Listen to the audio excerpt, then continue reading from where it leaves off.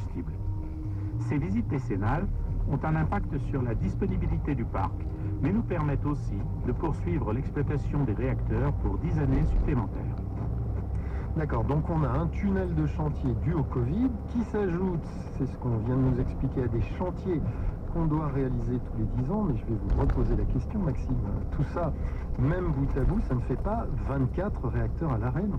Non, en fait, ce qui a aggravé la situation, c'est un événement qui était complètement imprévu. On a découvert des fissures sur une partie de la tuyauterie de certaines centrales nucléaires, ce qui a obligé EDF à arrêter 15 réacteurs, soit pour faire des analyses, soit pour faire des réparations. Et ça nous est un peu tombé sur la tête, explique Julien Collet, le directeur général adjoint de l'ASN, l'autorité de sûreté nucléaire. C'est un phénomène qui n'était pas attendu. Ce phénomène n'est pas susceptible d'apparaître. Donc à partir de là, il y a un ensemble de réflexions qui sont mises en œuvre, et notamment la première question qu'on se pose quand on fait face à un phénomène inattendu, c'est quels sont les autres réacteurs susceptibles d'être concernés. Et quels sont les autres réacteurs concernés ? Eh bien, des traces de fissures sont d'abord détectées par des contrôles ultrasons en octobre 2021 sur le réacteur numéro 1 de la centrale de Civaux, près de Poitiers. Et 2 mois plus tard, mi-décembre, après découpe de la tuyauterie et analyse en laboratoire, on découvre qu'elles sont dues à un phénomène qu'on appelle corrosion sous contrainte. Corrosion sous contrainte, et ça veut dire quoi, corrosion sous contrainte ? Eh bien, dans les tuyaux circule de l'eau. Et cette eau, elle est à la fois chaude, à 300 degrés, et sous pression, plus de 150 bars. Et c'est ça qui peut faire bouger la tuyauterie et fragiliser les soudures, avec à la clé un risque de fissure que les experts appellent de la corrosion. D'accord, donc on identifie ce problème de corrosion à Civaux, et après ?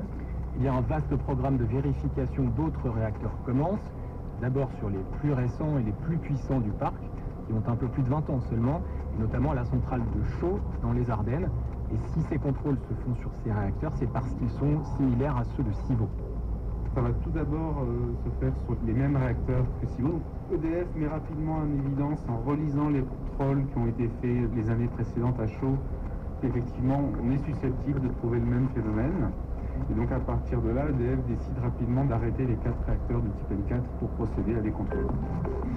Contrôle sur les réacteurs les plus récents donc, et ça va continuer. Eh bien oui, en fait, on va vérifier l'ensemble du parc nucléaire, comme nous l'explique encore Julien Collet.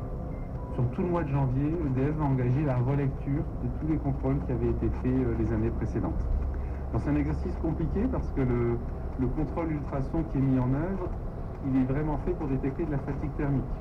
Or les fissures de corrosion sous contrainte, elles sont physiquement différentes. Au lieu d'avoir en gros une grande fissure, on a plein de petites fissures dans le matériau.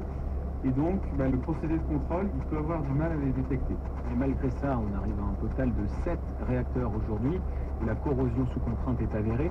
Mais par précaution, ce seront tout de même 15 réacteurs qui seront mis à l'arrêt. Et les contrôles vont se poursuivre jusqu'en 2025 sur tous les réacteurs du parc.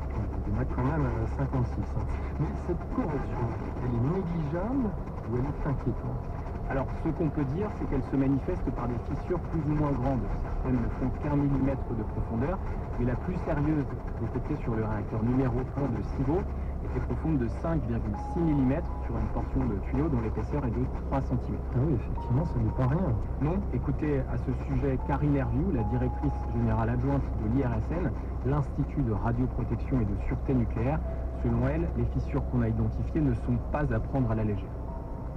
C'est pas anodin comme mesure, et c'est pour ça qu'il y a toute une question et des calculs qui ont été faits par EDF pour voir la nocivité et jusqu'où finalement, jusqu'à quelle profondeur de fissure la tuyauterie peut tenir. Là on parle de millimètres, mais si on prend la longueur de la fissure, là on parle en centimètres, voire en dizaines de centimètres. Ah oui, c'est beaucoup plus long en termes de circonférence.